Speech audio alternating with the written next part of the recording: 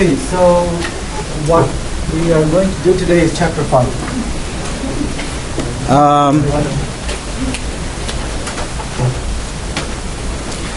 Chapter 5, the first thing that I want to talk about is finding areas of certain types of regions. We already learned in chapter 4 how to find the area below the graph of a non-negative function above an interval from a to b, right? So the area below the graph of a non-negative function f above the interval from a to b is given by the integral of f of x from a to b, right? You guys remember that? So we learned that in chapter 4. That was one of the motivational examples that I gave you when we talked about a definite integral. Now, today we want to learn how to find areas of more general regions. So this is the region that I want to look at today. I hope you didn't see that.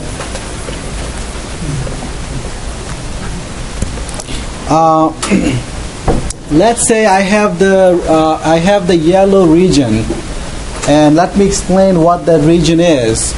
That region is bounded above by the magenta graph, which is the graph of the function y2 of x. And the yellow region is bounded below by the green curve. That's the graph of y1 of x. On the left hand side, the region is bounded by the vertical line at A. On the right hand side, the region is bounded by the vertical line at B. So this region is bounded above by the graph of a function, bounded below by the graph of another function of x. On the left, it is bounded by a vertical line. On the right, it is bounded by a vertical line. So that's the region, and we want to know what's the area of that region. Is this clear? Everybody sees what the region is. Okay, what is this area? Do you have any idea of how I can compute this area? Say it again. Why? Did you look at what I wrote before, or did you just know that answer? Okay.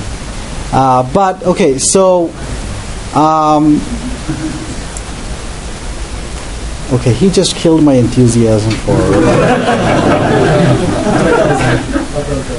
All right, so what I want to show you is that how to come up with the area by using what we learned in chapter 4, okay? So this region is not a region like the one that we saw in chapter 4, like this one, right? But how can we use that to come up with the area formula for this general region? Well, the idea is, what I want to do is I want to add a large positive constant. So there might be some parts of the region that is below the x-axis, right? Some parts of the region may be below the x-axis. What I want to do is I want to translate the region above the x-axis. Okay? How would I do that? Well, I'm going to add a large constant, positive constant, to the function y2 and the function y1, so that the graph of y2 plus c and y1 plus c goes above the x-axis. So here's what I'm going to do. I am going to add a large constant c to both y2 and y1, so that the graph of y1 and y2 goes above the x-axis. Okay? So I'm basically translating the graph of y1 and y2. If I translate it upward, so basically what this is doing, when I add c to both y1 and y2, it is translating the yellow region upward. It is translating the yellow region upward. You realize that? Now it is did the area change? No, I still have the same area, right? Because all I did is I translated, I shifted the region upward by C units. I did that so that my region goes above the x-axis. Now it's clear what the area A is. Why?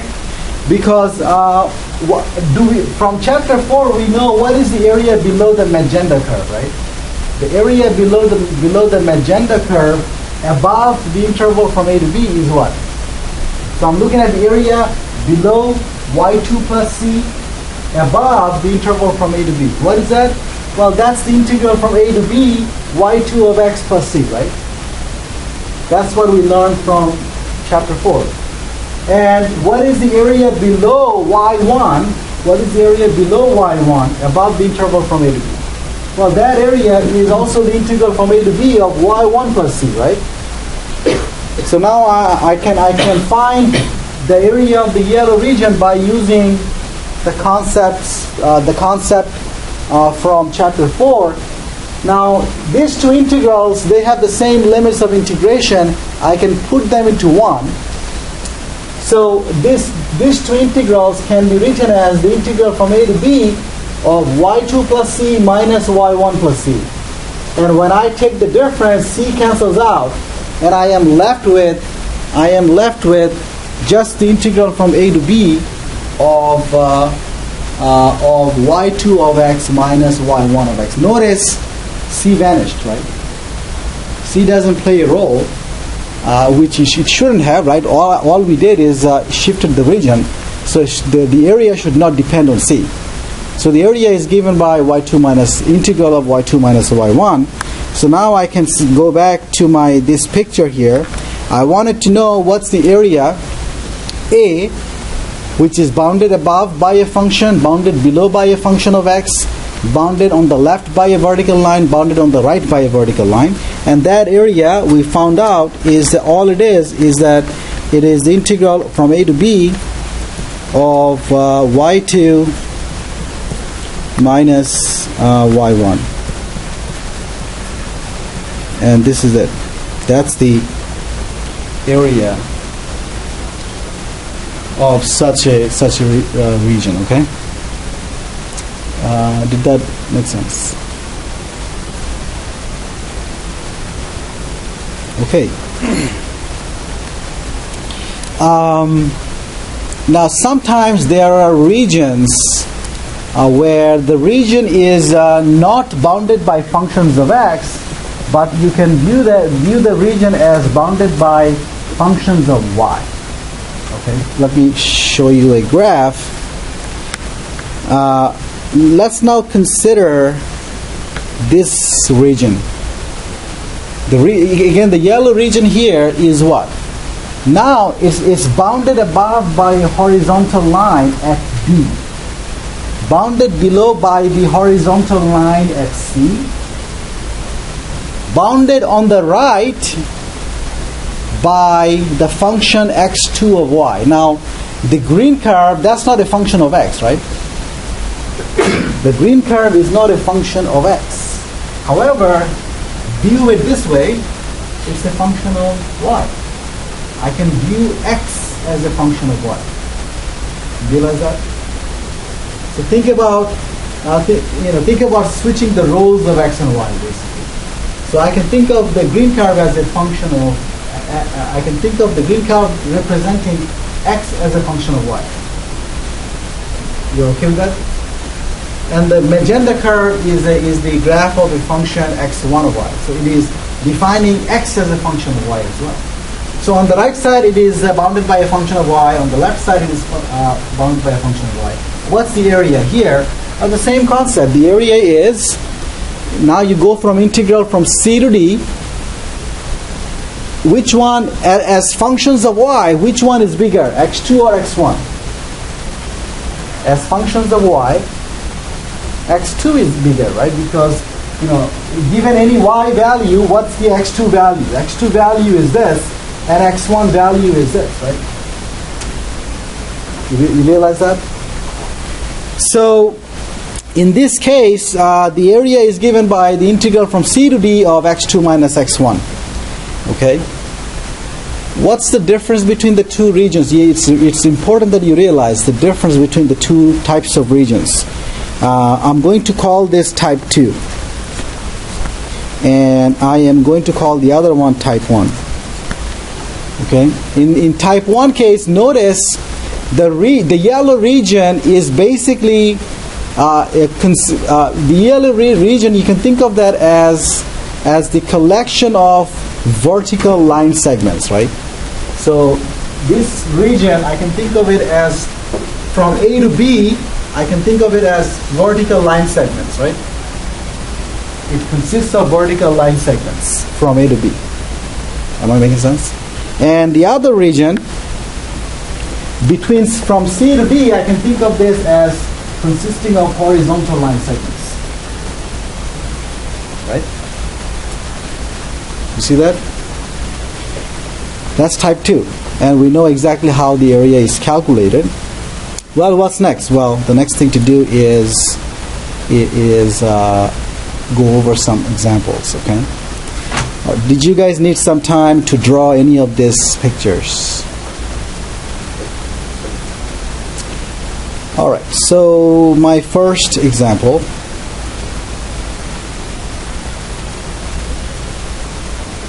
Find the area of the region bounded by the graph of the equation y equals to x squared plus 1, y equals to x, x equals to 0, and x equals to 1. So there are 4 equations here, and we want to look at the region bounded by all four curves, and we want to find the area of that region. What do I have to do? Do I know whether I should I view this as type 1 region or type 2 region? Well, before I decide that, I have to look at it, look at the graph. Okay. All right. So, what is the graph of x equals to 1? It's a vertical line and 1. X equals to 2, which is the y-axis. Y equals to x, straight line, the black straight line. Y equals to x squared plus 1. That's the parabola. Where is the vertex? Without the 1, the vertex is at 0. With the 1, shift upward. Vertex is at 1, right? So I didn't draw I didn't draw half of the parabola, right? Because the reason I didn't draw the left half of the parabola is because also I didn't draw the left half of the line y equals to x, because the region is bounded on the left side by the y-axis. So it is bounded on the left side by the y-axis, bounded on the right side by x equals to 1, bounded below by y equals to x, bounded above by y equals to x squared plus 1. What type of region is this? Is it type 1 or type 2? Remember, type 1 means it's between two graphs of functions of x. Type 2 means it is between the graphs of two functions of y, right? This is type 1. This is type 1. Okay, what's the area? What's the area A? What is this area?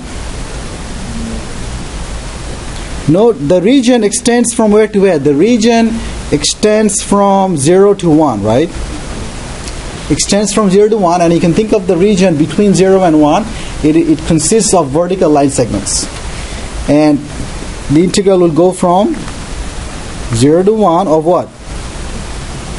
The function above the upper bound minus the lower bound. Upper bound is x squared plus 1, very good. And the lower bound is x, and I take the integral here. Is that an easy integral to compute? Yeah, it's just powers of x, right? We know how to use the power rule, come up with the antiderivative, evaluate it at 1 and 0, subtract, right? However, I'm not going to do that to save some time. But I have a little cheat sheet here. You might not see it. Intentionally, I did that. I wrote 5, 6 in the yellow right here. I wrote 5 over 6 right there. I'm trying to cheat, okay? So the final answer is 5, 6. I wrote 5, 6 there so that you cannot see it, but I will remember the answer, right? Okay. Okay, the answer is 5/6. Okay, right here, right by A. Right next to the A. Right by A. Okay. All right, so that's the answer. I'm confident that you can go over the integral and come up with the answer. But I also didn't do this intentionally because in your exam, I am going to ask you to set up the integral to find the area.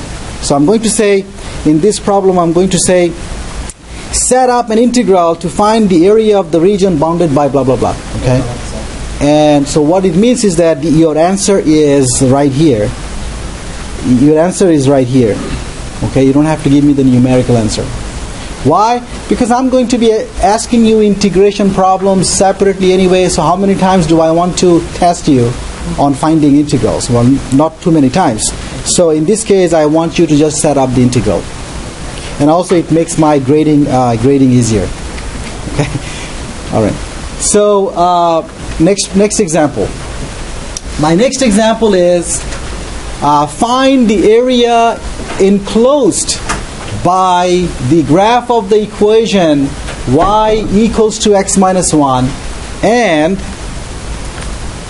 y squared equals to 2x plus 6.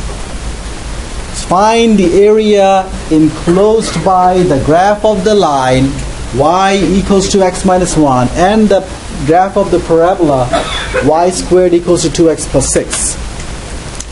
Well, once again, before you determine whether it is type 1 or type 2, what would be the limits of integration, you have to draw it, sketch it, see how, and then it's going to tell you how to integrate, how to find the area. Well, first of all, the graph of y equals to x minus 1, we all know, right?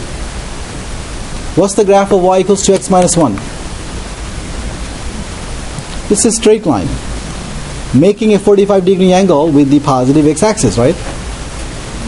What's the graph of y squared equals to 2x plus 6? Here's one thing I'm going to do here is that I'm going to solve for x here. X would be y plus 1. And here I'm going to also solve for x. So what would be x if I it would be half y squared minus 3. Am I right? Okay, what is the graph of x equals to y squared? What is the graph of x equals to y squared? Forget about the half. What's the graph of x equals to y squared? It's a parabola that opens to the right with vertex at 0, 0, right? If I have just x equals to y squared, x equals to y squared, the graph is a parabola that opens to the right, vertex at 0. Now with the half, it doesn't change the vertex, right? It doesn't change the vertex. It just stretches the curve. And with the negative 3, the vertex, where does the vertex go? It goes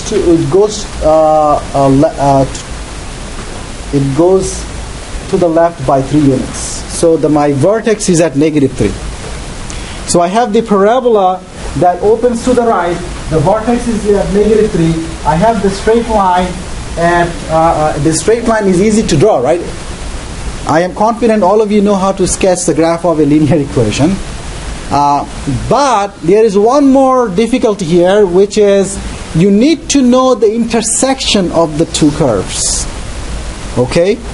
And how do I come up with the intersection of the two curves? I need to know that the intersections precisely. Was that? Very good. So I have x equals to y plus 1 here, x equals to half of y squared minus 3. To come up with the intersection, I have to equate them.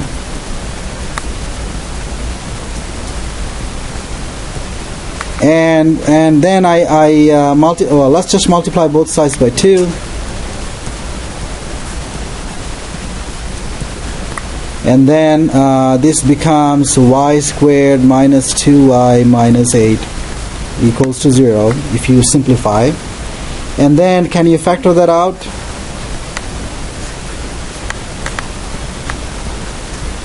Can you factor that out? What is that?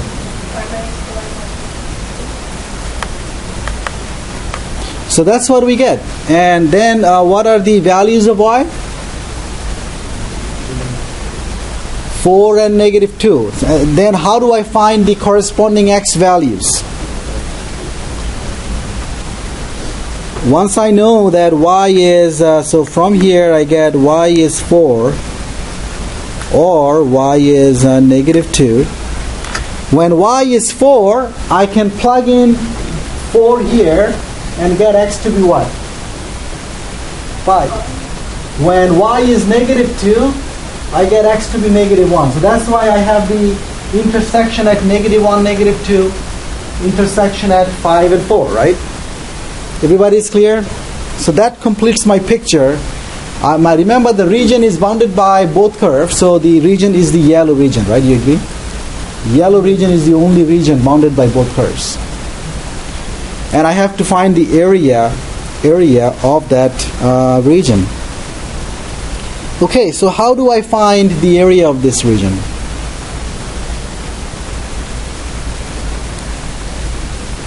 Is it type 1 or type 2? Type 2 because the region extends the y coordinate, right? Extends from negative 2 to 4. And this region consists of, this region is bounded on the left by the graph of a function of y. Well, what is this blue curve? The blue curve is the function x. Is the function x equals to what? Half y squared minus 3, and it is bounded on the right side by the function y plus 1. So this is my x2 of y, right? This is my x2 of y, and this thing here is my x1 of y. So what's the area A then? What is the area A? It is what integral?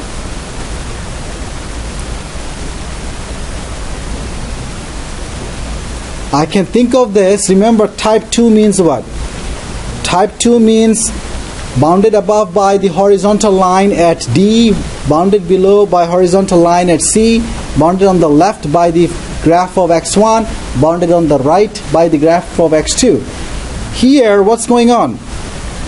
It's bounded above by the horizontal line at 4, bounded here by the horizontal line at negative 2, bounded on the right by x2, bounded on the left by x1, right? You agree with that?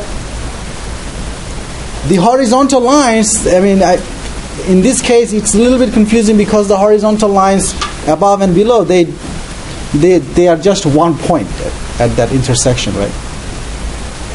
So what is the area then? Integral from where to where? Negative 2 to 4. Okay, which function comes first? The function x2 comes first, right? So that would be y plus 1. And then what's the next function? Half y squared minus 3. And then I have to integrate that. And again, I am not going to compute this, and I believe the answer is 18, just because I looked it up before I came. Okay. Everybody's okay?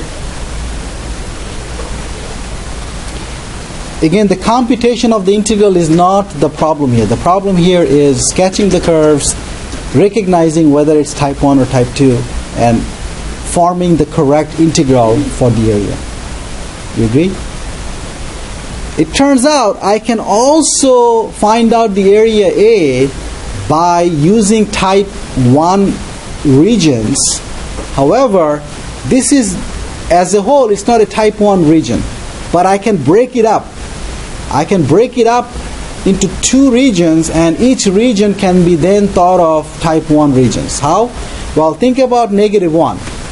If I divide the region right at -1, then the right hand side is a type 1 region because it is bounded above by a function of x, bounded below by a function of x, right?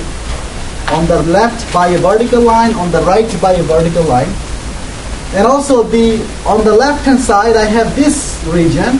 Again, I can think of these two as separate functions, right? I can think of the blue curve above here as a separate function from this guy. Can you tell me what is this guy as a function of x? As a function of x, what is the blue curve between -3 and -1? Well, what was y? Remember, the y was y was 2x plus 6, right? Sorry, y squared was that. So what is y? Y would be positive root of that or negative root of that, right? If you take the positive root of 2x plus 6, if you take the positive root of 2x plus 6, you get the blue curve above. If you take the negative root of 2x plus 6, you get the part of the parabola below. So you can use that to see it as a type 1 region. So you can find the area on the left of -1 by using type 1 region, area on the right of -1 as a type 1 region. Use the formula for type 1. You can do this problem that way, but the difficulty is you have to compute two integrals. Not only that, now you have to deal with root functions, right? Because of what? Because the functions are now root functions, right? Am I making sense? So it turns out doing it that way is more difficult, obviously, and so that's why we need to know both types of regions. Okay, how to deal with both types. All right, everybody is okay with this example. Done with 5.1. All right, now I want to speak about computing volumes. That's the topic in section 5.2. Okay, so what's the before I begin, let me recall some things. What is a right cylinder? A right cylinder means a region like this. A right cylinder means a solid where the top and the bottom, they are parallel and they are congruent. They are exactly this, geometrically they are the same, like congruent triangles, congruent rectangles, right? So the top and the bottom, they are the same. They are congruent and parallel. And so this is that's what we mean by a right cylinder. Okay, you can think of the cylinder consisting of vertical line segments joining the top and the bottom. Vertical line segments joining the top and the bottom. Everybody's okay? Now, what would be the volume of a right cylinder? The volume of a right cylinder is the area of the bottom multiplied by the height. So here in the volume formula, H represents the height of the cylinder, A represents the area of the bottom, or you could say area of the top. They have the same areas. Usually what you deal with what? Right circular cylinder. What is a right circular cylinder? Well, right circular cylinder is a special type of right cylinder, and which is this, right? The top is a circle, the bottom is a circle, right? Everybody's okay? Now in this case, what's the volume of the cylinder? Area of the bottom multiplied by the height. Area of the bottom, because it's a circle, I can say it is pi r squared, right? That's the volume of a cylinder. Everybody's okay? Am I clear? Now I want to look at solids of revolution. Okay? When I say revolution, you should think of the word revolving. Revolve, not the political revolution or something. Okay? So solids of revolution. What is that? Imagine that I have a function f. Imagine that I have a continuous function f, and I have the graph of the function f over the interval from a to b. I have the graph of the function f over the interval from a to b. The graph of f is the magenta curve. The graph of f is the magenta curve. Everybody's clear? The graph of f is the magenta curve. Now look at the region between the graph of f and the x-axis. Look at the region between the graph of f and x-axis from a to b. Am I clear? Look at the region that I highlighted in magenta, right? The region between the graph of f and the x-axis from a to b. Now, think about this. I want to revolve that region around the x-axis. Revolve that region around the x-axis, and I'm going to end up with a solid, right? If I revolve the region around the x-axis, I'm going to end up with a solid, and that solid looks like what I drew there, with the limitation of my drawing skills. So we want to know the volume of that solid. One thing that I want you to realize here, look at the cross sections. What do I mean by cross sections? You have this solid. If I cut the solid with a vertical plane, right? If I look at the intersection of the solid with a vertical plane to the x-axis, vertical to the axis of revolution, then what do I get? What kind of region do I get when I cut it with a vertical plane? Well, I claim I should be getting a disk. No matter where I cut it, I should always get a disk. Why? Well, think about what you're doing. You have this region, right? This region is being revolved around the x-axis. So the way you are obtaining the solid is basically this. Look at each line segment. So take any x between a and b. Look at the line segment from the point x0 to the corresponding point on the graph, right? What is the height? What is the height of the red line segment? The height of the red line segment is f of x, right? Because that's the height of the graph at x. So what are you doing? Well, you are basically revolving the red line segment. You are revolving the red line segment around the x-axis, right? So every single line segment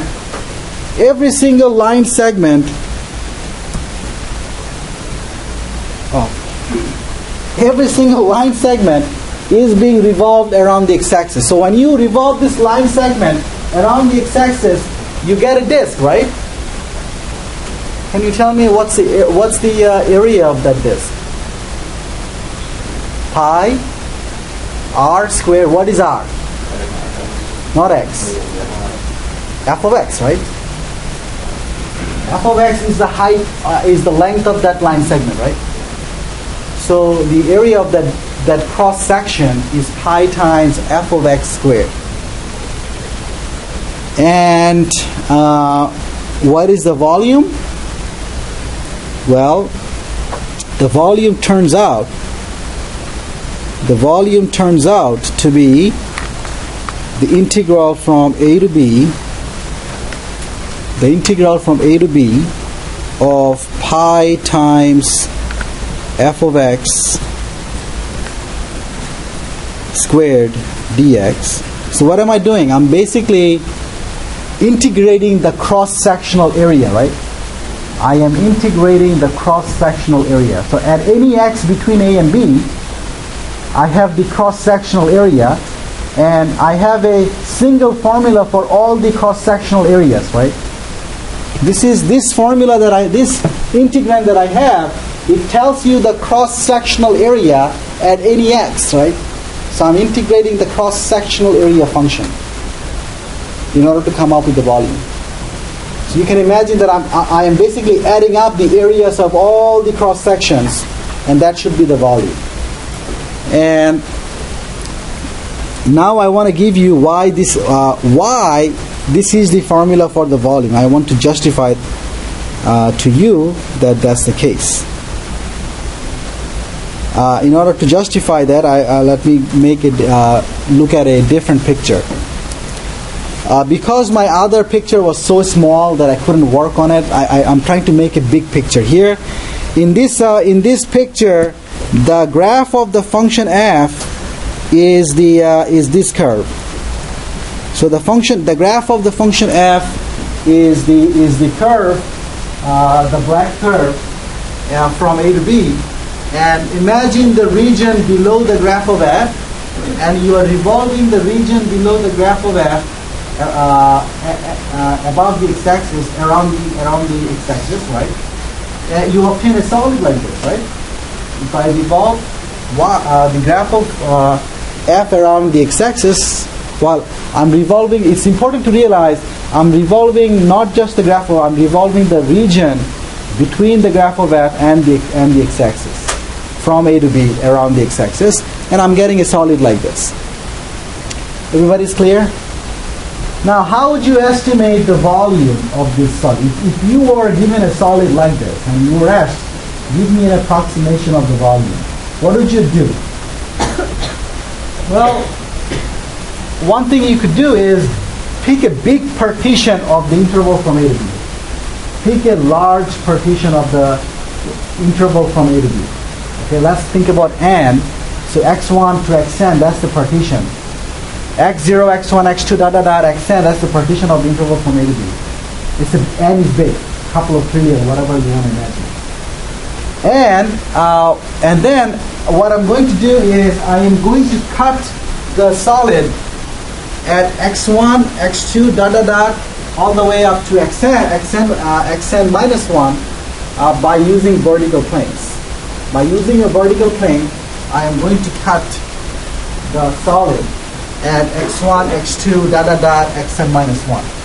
Is everybody okay? I'm going to get small pieces, right? I'm going to get small pieces. How many small pieces am I getting? Well, as many, how many? As many subintervals I have, right?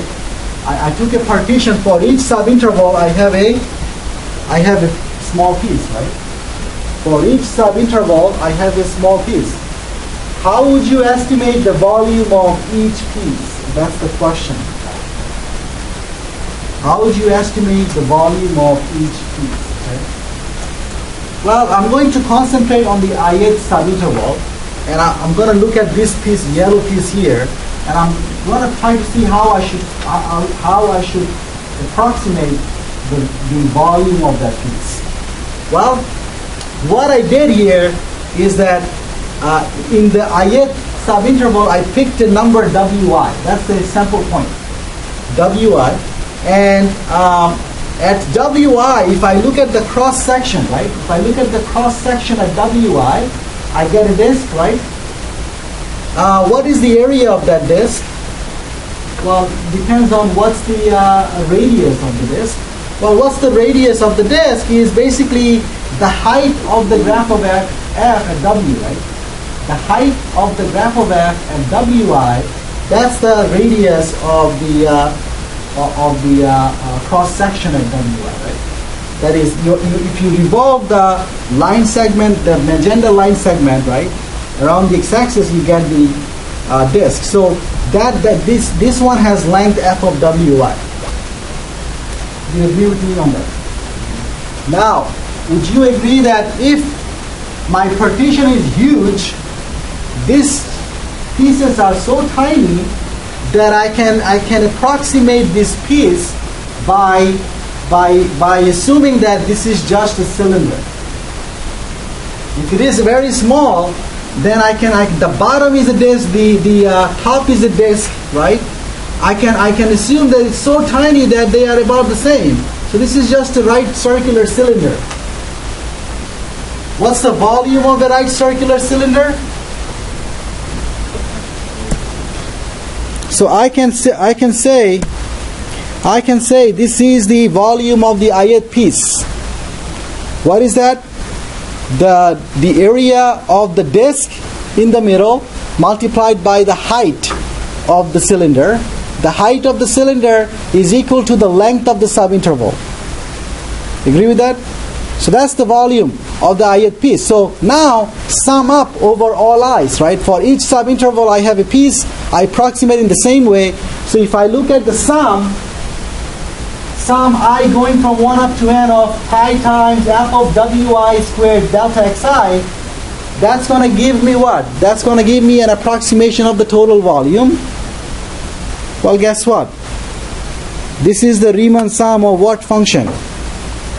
Remember, you did some exercises where you were given a Riemann sum and you were asked to write down this is the Riemann sum of what function, or what integral does it represent, right? Well, as n goes to infinity, this guy is going where? As n goes to infinity, this guy is approaching to an integral from a to b of what function? Well, it is pi times f of x squared dx, right? So that's why that's the formula for the volume. Remember, that's what I said, that the volume of a solid of revolution like this, where I am revolving the region between the graph of f and x-axis from a to b around the x-axis, then the volume is given by this formula. Again, it's important to realize what you're doing is that you're integrating the cross-sectional area, right? The integrand here represents the area of the cross-section at x. The area of the cross-section at x. X is going from A to B. So you're summing up the areas of the cross-section, right? You're summing up the areas of the cross-sections, okay? And that's the volume. Is it clear?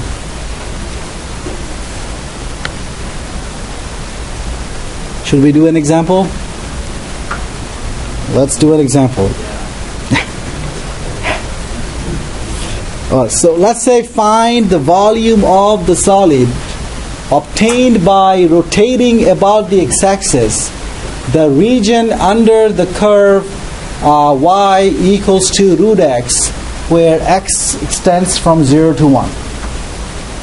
So what region are we talking about? Well, we are talking about the region below the graph of root x. The graph of root x is what? It's like upper half of the parabola y squared equals to x, right? So the blue curve is the graph of root x, and it extends from 0 to 1 only. And if I revolve the region below the graph of root x above x-axis, right? If I revolve the blue region around the x-axis, I get a solid which looks like what I drew there. Okay, you guys see what the solid is. Okay, and what would be the volume? What would be the volume of that solid? Let me erase this. Well, I guess you guys have seen it already, but let's try to do that again. What's the volume of this solid? So what should I do? Let me erase a couple of more things here. So what am I going to do in order to come up with the volume of this solid? Well, first of all, what I have to do is pick any x between 0 and 1. And once I pick any x between 0 and 1, I am going to look at the height of the curve at x. And I'm going to look at the line segment from at x, extending from the point x0 to the point on the graph. So can someone tell me what is the what is the length of this segment?